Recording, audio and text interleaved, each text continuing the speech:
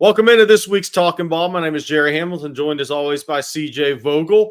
We're going to talk a little bit of Texas schedule today. We're going to break it down by 5 different categories. Must-win game, need-to-win game, and there is a difference. Trap game on the schedule, most underrated team on the Texas schedule, and we'll close it out with most important game for recruiting. If Texas could, what's the most important game Texas is going to have for recruiting this year that could impact recruiting for future years? But before we get into that, I'm going to take a second for a sponsor of Talkin' Ball. That is John Donovan and Longhorn Wealth. John is a certified financial planner who spent over 30 years providing investment, retirement, insurance, and estate planning services and solutions to Longhorn families and friends across the nation, coast to coast. Just as the Longhorns are throwing their pool party this Thursday for the top football recruits, John Donovan and the Longhorn Wealth Team want to throw you a free 90-minute wealth consultation to explore how Longhorn Wealth can help you and your family secure your own financial future. So to schedule your own free private consultation, simply call Longhorn Wealth Team at 972-707-4900 or go online at longhornwealth.net. And as John always says, hook 'em. Bobby Burton had dinner with John Donovan last week during the SEC Media Days. He had a great time with John. So thank you, John, for your continued support. All right, CJ, let's pull up that Texas schedule so all the fans can look at it for the 1,000th time. Let's start with must-win game. I have a feeling we're the same on this, but let's see if we're the same for the same reasons. Who'd you go with? I think there's 2 true avenues that you could go with, right? The first one I think is Michigan because it sets the tone for the entire season. It allows you that extra sigh of relief, if you will, in terms of what else you could maybe trip and fall over later on in the schedule. I'm actually going to go with Oklahoma. I'm going to switch it up and go with the Sooners. I like it. If you're Steve Sarkisian, one, if you're expected to be in the position that you're going to be in this season, returning to the college football playoff, that's a game you have to win.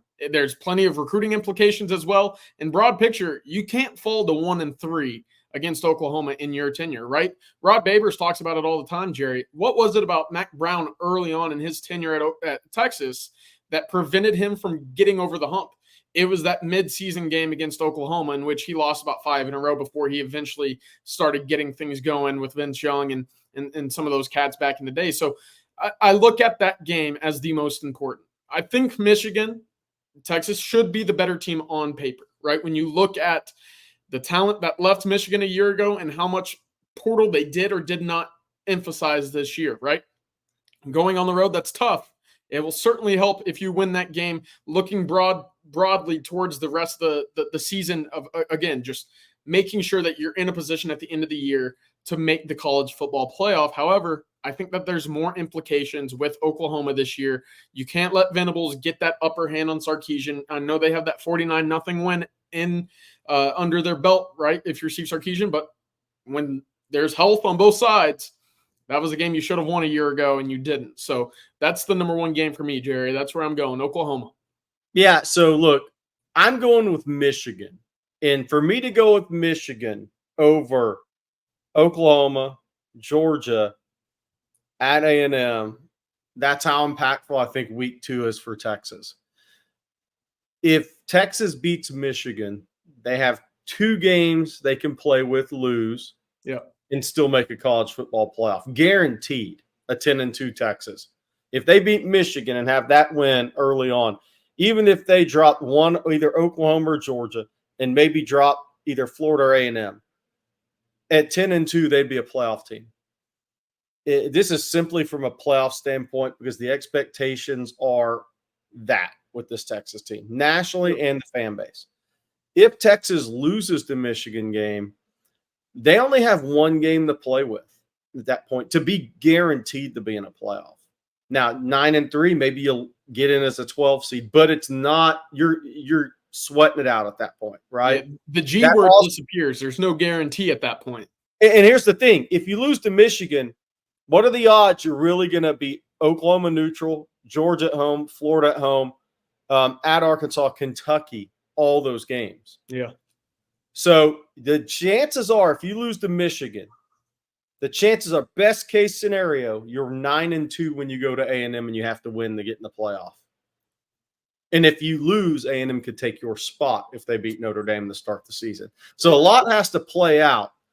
But I'm going with Michigan, and I totally understand the discussion on Oklahoma. I'm going with Michigan because if they lose that game, it's going to be a much tougher ask to get in the or guarantee you're in the playoffs. All right, CJ, let's go to need to win game because I do think that's different. I assume we have the same answer and best answer and same answer for need to win game. Where'd you go?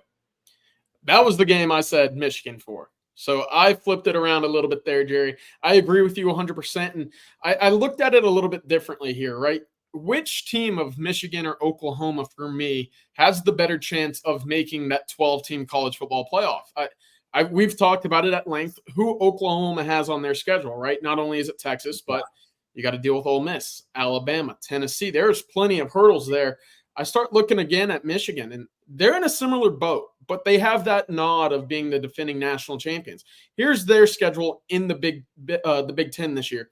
They start with USC, go to Minnesota, they go to Washington, Illinois, Michigan State, Oregon, Indiana, Northwestern, Ohio State. There's 4 teams on that spot right there that were highly contentious a year ago for the college football playoff when there was just 4 teams. So that's where I'm looking at it, that if Oklahoma or a Michigan end up 9-3, whose resume is better to get into the playoff? I think Michigan gets that nod, having won the national championship a year ago. And I think at some point there's some, a little bit tougher firepower at the top if you're Michigan versus an Oklahoma. That's my need to win game. Similar to you, start the season off right, give yourself that extra room, if you will, later on in the season to fall or fall twice. That's my game. Yeah, I went A&M here. One, for our future chats on live streams. One, that's the first reason. But 2, look, Elko's a first-year coach. And this is the first time the game's been played in well over a decade, right? Texas won the last one at A&M. Steve Sarkisian has started off 1-2 against Oklahoma headed into this season, right? And I think it's so important in year 1 in the SEC for Texas to win the A&M game. And I think it's going to be a tough game. And you never know health-wise where either team's at, right? I mean, that could decide that game late in the season. You just don't know right now. But from a recruiting standpoint, from it being Elko's first year standpoint, you don't want him to really get that thing kick-started. Right. From it being a potential win to get in a college football playoff game scenario for Texas, be guaranteed to get in. A potential, if A&M beats Notre Dame, they win that game and they're in the SEC or they're in the college football playoff. Recruiting implications in the state. There are so many things. Steve Sarkisian starting off 1-0 against A&M when A&M's coming to your house the next year. Yep. There are so many things that factor into the A&M game for me that it makes it hard for me not to go A&M. And I'll say it again, number 1, our chats for the next year between game 1 and game 2 will be awfully fiery and crazy if A&M beats Texas. All right, so here's a good one. Trap game. So when we look at a trap game, CJ, we think, where are you at on the schedule? What's Texas have around it? And could that be because you are not emotionally going to be up for even every SEC game. You emotionally can't be on riding a high and where you need to be for every one of those games. You hear coaches say it every year. They can see it in pregame or they can see it during the week or, what have you. What is the trap game for Texas? Yeah, I think there's 3 spots where you could categorize a trap game coming in for Texas. And for this conversation, trap game to me means a game in which you follow up a game with heightened expectations, a lot of emotion. Yep. Maybe you go on the road and you face a lesser opponent the week after, and maybe you don't play up to your caliber of football, but you play towards the competition, and it's a little bit closer than what you expected. This past year, I would have expected that to be week 3 coming off of the Alabama win. Texas, I believe, played Wyoming, and it just wasn't a very pretty football game, right? This year, I look at it, UTSA could pose an issue. We've already seen Sarkisian and Traylor go against one another. Time of possession for the Roadrunners in that game was very heavily favored to their side.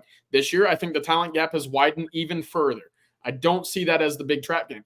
I look at Vanderbilt. You play Oklahoma and Georgia back-to-back weekends. Could Vanderbilt be a game in which you see Texas and Vandy fighting out on the road in the fourth quarter? Maybe. Doubtful, but it's happened in Nashville, the good teams before, right? Right. So that's also in the conversation. But then I look even further, and I like coming off of the bye week against Florida. That doesn't necessarily meet the parameters of a trap game to me. But Kentucky's that game. Yeah. Because what have we talked about already? That end of the season meeting with Texas A&M. What's happening the week before? Well, that's Arkansas. And we know how much Arkansas hates Texas. We heard Sam Pittman and Steve Sarkisian talk about it at SEC Media Days in Dallas. Kentucky's a good program. Only 8 teams in college football have made a bowl game 8 straight seasons. Kentucky's one of them. Yep. You don't hear that too often with the way that they play ball in the trenches on both sides. We talked about Deion Walker as well, being one of the best interior defensive linemen in the entire country, Jerry. I'm going with the Kentucky Wildcats as the biggest trap game on this schedule.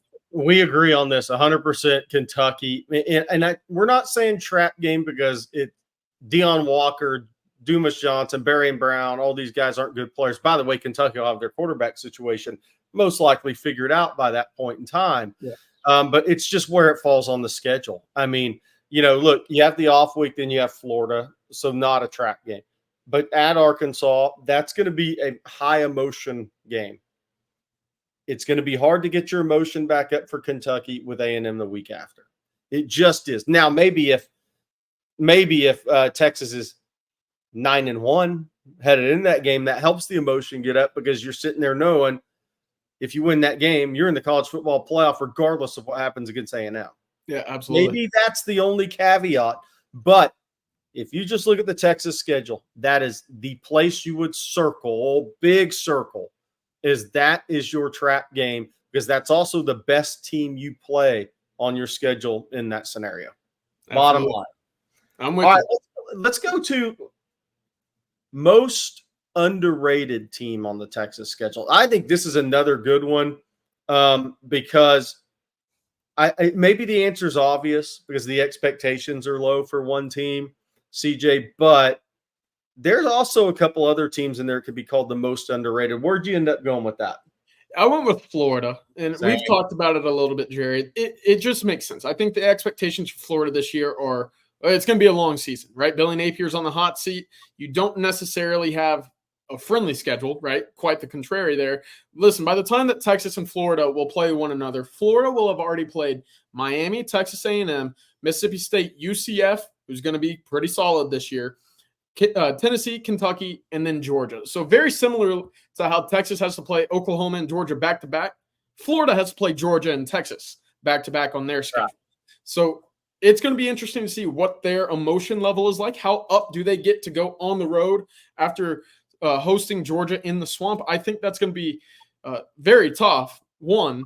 But two, when you look at the expectations versus the actual talent on that roster, listen, Grant Mertz, for all that he's done in college football, he had a pretty solid season a year ago, right? Completed 72% of his passes, 21-3 touchdown interception ratio. He can move the football, and he'll absolutely take care of it, right?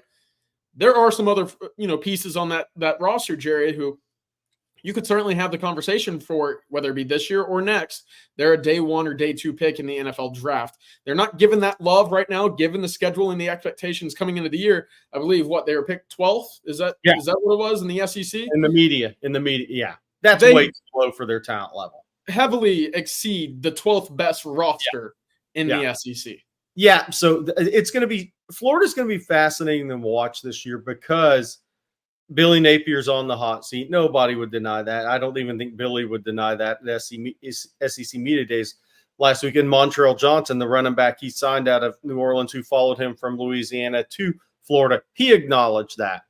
I think that gives those kids a chip on their shoulder to begin a season. But Florida is, from a talent perspective, is a top 6-7 team in the SEC. And there's no way to argue that, really. Eugene Wilson is a stud, going to be sophomore at wide receiver. They were young in the secondary. They're going to have some older guys. They have enough defensive talent. Florida's never lacking defensive talent. Their offensive line is kind of, from a talent question mark with their team, maybe the biggest one I have, but they're going to be good at wide receiver. They're going to be good at quarterback. They're going to be good at running back. Now, will they miss ETN if Montrell Johnson goes down? Do they have the depth? But they're easily the most underrated team on Texas' schedule. I don't even think we could. Who would even be number 2 in that argument, CJ? I mean, that's the thing is, like, I think we both went to Florida quickly on that because people are thinking they go 3-8, 3-9, or 4-8. I personally don't think Florida does that unless they lose to Miami and A&M in the first 3. Then I think they're just going to think the coach is fired. Then low emotion takes over. But I will say this. On the Texas schedule, the more we look at it, Texas gets Florida at the perfect time because Texas is coming off an off week. Florida's coming off an emotional high game in Jacksonville against Georgia. And that's going to be a physical game for Florida against Georgia. That is one where Kirby will want to come off the ball and bloody some noses and do it for 4 quarters. Bottom line. So that's going to be physical rivalry game right there for Florida. And then they got to drive home, week to prepare, jump on a plane and go to Austin. Yeah, that's Texas tough. Coming off an off week. It sets up great for Texas when they're playing Florida, and it really sets up a strong close for Texas. So Florida, I think we agree on that. All right, we have one category left, and that's the most important game for recruiting. Be interested to see where CJ and I go with that. Before I do that, I want to take a second once again for Longhorn Wealth Management. John Donovan and the team, the sponsor of Talkin Ball. We greatly appreciate that, as always. As a proud University of Texas alum, John has served 15 years as a Dallas, Texas Exes board member, and he is now helping lead the build-out of the Collin County, Texas Exes chapter. It's John's Longhorn pride that led him to brand his own firm, Longhorn Wealth, and dedicate his firm to serving his fellow University of Texas alumni and all University of Texas employees. John Donovan and the Longhorn Wealth team want to throw you a free 90-minute wealth consultation to explore how Longhorn Wealth can help you and your family secure your own financial future. So to schedule your own free private consultation, simply call the Longhorn Wealth team at 972-707-4900 or go online, www.longhornwealth.net. Again, 972-707-4900 or go to longhornwealth.net. And as John always says, hook 'em. All right, CJ, last one. Most important game for recruiting. I bet we have a different answer on this, which makes this better, right? We're not the same on all these. But I'll let you lead off here because I bet we're different. Yeah.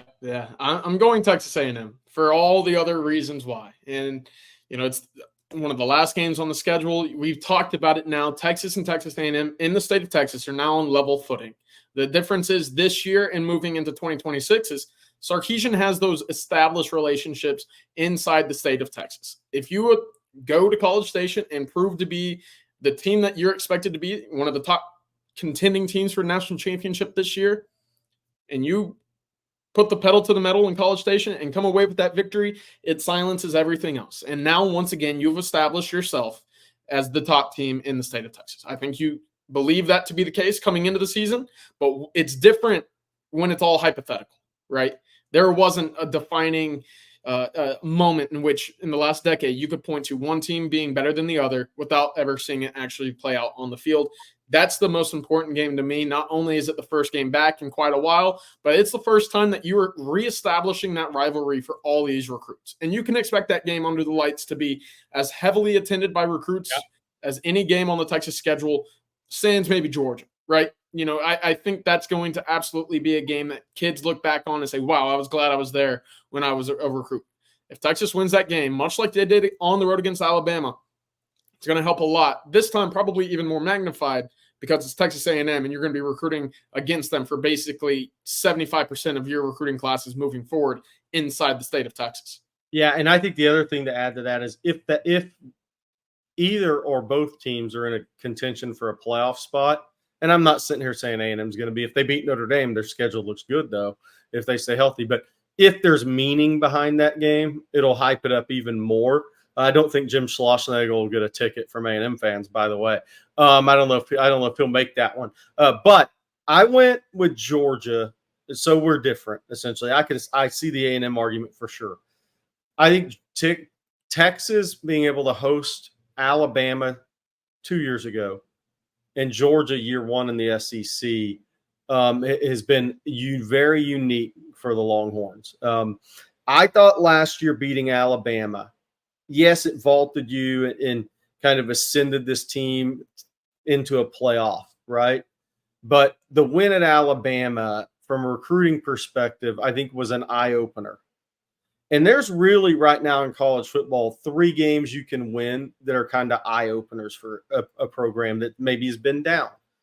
And that's Georgia, Alabama, and Ohio State. They dominate recruiting rankings. If you talk to kids, those are 3 of the first 4 or 5 schools out of their mouth. 9 of your last 10 SEC champions are either Alabama or Georgia. LSU had the 1 year in 2019, obviously, with Joe Burrow and Ed. Look, if Texas wins at Alabama and beats Georgia in back-to-back years, if you're looking to recruit in Florida and Georgia and along I-10 South, you're looked at different when you walk in the school. Because Georgia's probably going to be, unless they trip up at Alabama, they're going to be the number 1 ranked team in the country. Or 2. I mean, we'll see. Ohio State, right? But Georgia is considered the most talented program in the country right now. They've won 2 of the last 3 national championships. I think they've lost 2 games in the last 42. Crazy. So that one, you'll like A&M. This will be Texas' own best chance to host a ton of guys, and that October 19th Saturday. But this would have an impact on recruiting, following up last year's win over Bama on the road. If you beat Bama and Georgia in back-to-back years, can you imagine what people are going to be saying around the country on SEC Network and media all around the country? It'll be like saying, man, Steve Sarkisian, this dude took down Nick Saban and Kirby Smart in back-to-back years. I'm not sure how many other programs can say that in the last 6, 7 years. So that's big for Texas from a recruiting perspective. But I'll say this, whether A&M's 1A or Georgia's 1B or flipped back and forth, there's no doubt those are the 2 biggest games for Texas in recruiting. And I know some people would say at Michigan, and then what about Oklahoma? I think Texas has 4 great recruiting games this year for younger kids that'll be tuning in. Yep. And obviously at Michigan, if Jim Harbaugh was still there coming off the national championship, I think that game would be looked at different by kids, younger kids, and some recruits maybe in 26, 27. But that's kind of looked at a little different, right? Oklahoma hosts the recruits this year. That's a great rivalry game, but nationally, I'm not sure it pulls like Georgia would pull for Texas. So A&M, Georgia, that's where CJ and I went. All right, that'll do it for this week's edition of Talking Ball. For CJ Vogel, I'm Gerry Hamilton. Thank you very much for joining in. Guys, we'll have coffee and football in the morning. The guys, CJ and Rod and Coach had a winning drive earlier this afternoon. Great time all around for Texas fans. Look, we are big recruiting event Thursday. CJ and I will be talking about that on Recruiting Breakdown tomorrow. And then practice begins. July 31st, CJ? It's right here. It's a week away. Right around the corner. It's here.